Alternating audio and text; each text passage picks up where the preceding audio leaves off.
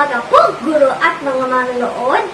Ngayon ay tatanghal ko sa inyong lahat ang paghanda ng malinamnam na panghimagas, ang sikat na fruit salad!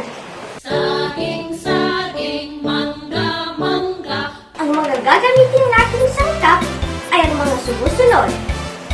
2 katamtamang lata ng mixed fruit, 2 malilitong na mansanas, 1 boteng kaong na kulay berde, 1 boteng nata de coco na kulay pula, 500 ml na cream, at 500 grams na kondensada.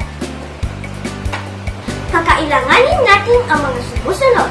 Mangkok ng paghahalo, gomang spatula, abrilata, gunting, pantalong, kutsilyo, salaan, mga kutsara, at sangkalan! Pagsama-samahin, paghalo-haloin. Una sa lahat, mapapadali ang ating hakbang kapag nakahanda na lahat ang sangkap. Kaya, magpatulong tayong buksan ang mga bote, lata, at Tetra Pak gamit ang abrilata, gunting, at takas ng tulong na nakatatanda.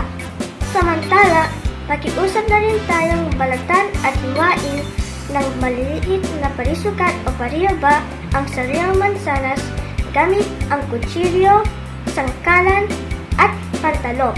Kapag nakahanda na ang lahat, ihiwalay ang mixed fruits sa syrup nito. Gamit ang salaan at spatula. Ilagay sa mangkok. Ihalo ang mansanas sa mga prutas. Isunod din ang pagbukod ng taong at nata de coco sa kanilang katas, gamit pa rin ang salaan. Pagkatapos, paghaluin muli ang mga karagdagang sangkap. Saka natin ilagay ang cream at haluin ng bahagya. Para lalong sumarap, idagdag natin ang kondensada na ayon sa ating panlasa. Tikman natin kung gusto ang timpla.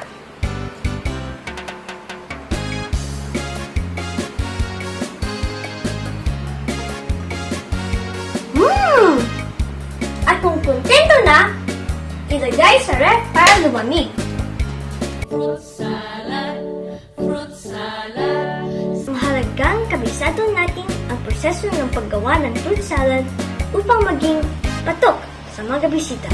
Mapapasayan natin ang ating mga magulang at kamag-anak kung marunong tayong maghanda ng panghimagas sa mga okasyon ng pamilya.